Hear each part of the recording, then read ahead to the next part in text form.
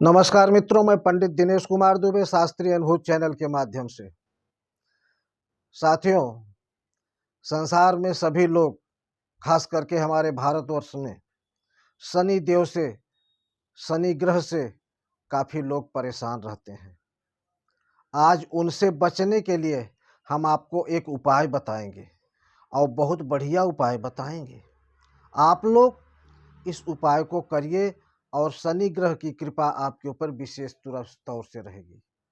तो चलिए आज की कहानी हम शुरू करते हैं। कहते हैं कि त्रेता युग में एक कौशिक परिवार रहा करता था और उस समय त्रेता युग में एक भयंकर अकाल पड़ा। अपने पुत्रों की, पत्नी सहित अपने परिवार के लालन पालन की इच्छा को देखते हुए कौशिक मुनि उस जगह को छोड़कर अन्यत्र कहीं जाने लगे। रास्ते में उन्होंने सोचा कि हमारे पास तो कई पुत्र हैं, इनके लालन पालन में बड़ी तकलीफ होगी, इसलिए उन्होंने अपने एक पुत्र को उन्होंने रास्ते में ही छोड़ दिया और छोड़कर चले गए। रास्ते में जो पुत्र छूट गया वो देखा तो कुछ दूर पर एक पीपल का पेड़ और वहां पर एक जलकुंड है। वह बच्चा अबोध तो था ही, धीरे धीरे उस पीपल के पेड़ के पास पहुंचा और जब भूख प्यास से व्याकुल हो गया तो लगा रोने। फिर वहां गिरे हुए वृक्ष के फलों को खाया और कुंड का पानी पिया।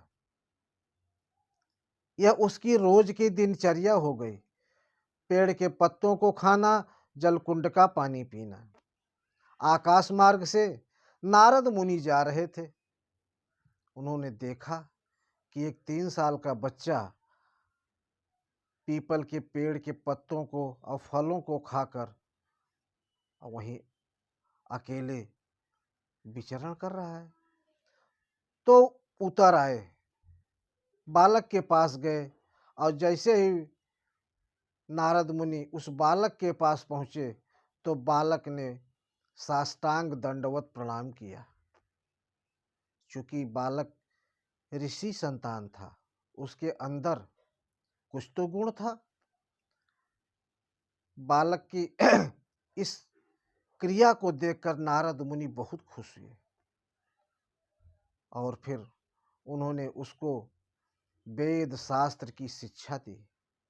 वेद शास्त्र की शिक्षा देने के साथ साथ उसने उनको एक मंत्र भी दे दिया, ओम नमो भगवते वासुदेवाय मंत्र की दीक्षा दी और कहा, बेटा तुम निरंतर इसका जाप करो, तुम्हारा कल्याण होगा।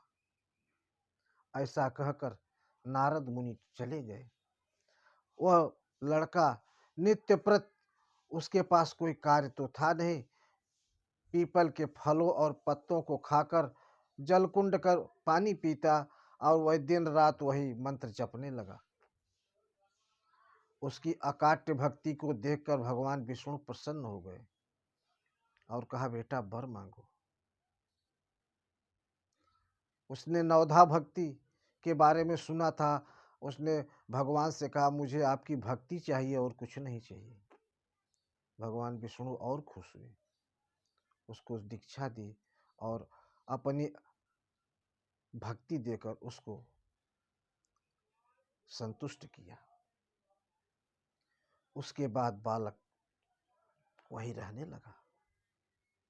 कुछ दिनों बाद नारद मुनि का फिर से आगमन हुआ और नारद मुनि आए तो उन्होंने उसका नामकरण कर दिया कि तुमने पीपल के फल और पत्तों को खाकर अपने जीवन का निर्वाह किया है, इसलिए आज से तुम्हारा नाम पिप्पलाद मुनि रखा जाता है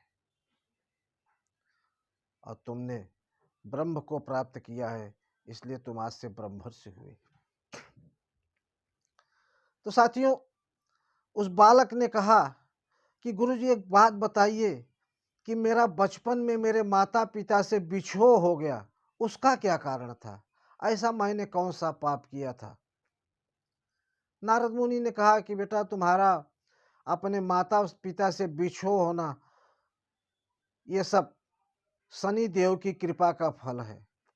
शनि देव की कृपा से उस वर्ष भयंकर अकाल पड़ा था और उसी वजह से तुम्हारे माता पिता का तुमसे बिछोह हो गया।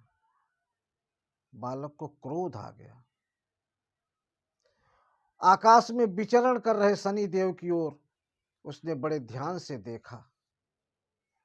शनिदेव बालक के तेज को बर्दाश्त नहीं कर सका और वहां से गिर पड़ा।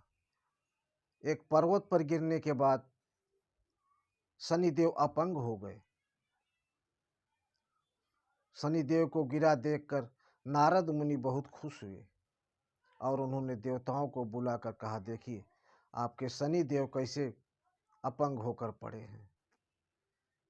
तब ब्रह्मा जी आए और उन्होंने उस ऋषि को, उस ब्रह्मर्षि को पिप्पलाद नाम जो नारद मुनि दिया था, उस नाम को उन्होंने उस नाम से उसको प्रेषित किया और कहा कि आज से तुम इस नाम से जगत में विख्यात होगे, पिप्पलाद मुनि के नाम से जाने जाओगे और शनि देव को अब छोड़ दो, माफ कर दो। ये इनका जो कार्यकाल है वो अब तो चलता रहता है। और उन्होंने वरदान दिया कि भविष्य में जो भी व्यक्ति पीपल के वृक्षों के साथ शनि देव की पूजा करेगा, उसके ऊपर शनि देव की विशेष कृपा रहेगी। तो साथियों, पीपल के वृक्षों को खाकर बड़ा हुआ पिप्पलाद ऋषि, उसको यह वरदान मिला, उसको यह आशीर्वाद मिला कि पीपल के वृक्ष की पूजा करेगा जो व्यक्ति, उसके ऊपर शनि देव की विशेष कृपा रहेगी। शनिवार के दिन, तो शनिवार के दिन पीपल के वृक्ष की पूजा करनी चाहिए, जल चढ़ाना चाहिए, दीपक जलाना चाहिए। इससे आपके सारे कष्ट दूर हो जाएंगे। शनिवार के दिन बताया जाता है कि माँ लक्ष्मी का वास रहता है पीपल के वृक्ष के ऊपर। तो शनिवार के दिन दीपक जलाने से और जल चढ़ाने से माँ लक्ष्मी की भी विशेष कृपा प्राप्त होती है। साथ में अमावस्या के दिन पीपल के वृक्ष के नीचे बैठकर हनुमान चालीसा का पाठ करने से, दीपक जलाने से, जल चढ़ाने से, 5 बार परिक्रमा करने से आपके सारे सांसारिक कष्ट दूर हो जाते हैं। यहाँ तक कहते हैं कि काल सर्प दोष, पितृदोष और जितने भी दोष हैं सब दूर हो जाते हैं। तांबे के लोटे में जल लेकर शनिवार के दिन पीपल को चढ़ाना चाहिए, पीपल को दीपक जलाना चाहिए। लेकिन एक चीज़ ध्यान रखना कि रविवार के दिन पीपल के पेड़ पर जल नहीं चढ़ाना चाहिए। रविवार के दिन पीपल के पेड़ पर जल चढ़ाने से दरिद्रता आती है और पीपल के वृक्ष को काटना नहीं चाहिए। इसके काटने से कई तरह के पाप लगते हैं। अगर मान लीजिए किसी कारणवश आपको पीपल का पेड़ काटना पड़ गया, जरूरत है, तो उसकी विधिवत पूजा अर्चना करके उसके बाद ही उस चीज़ को उसको काटें, तब कहते हैं कि पाप नहीं लगता है। तो साथियों, ये रही आज की कहानी। आपको कैसी लगी आप ज़रूर बताइए। जय श्री राम।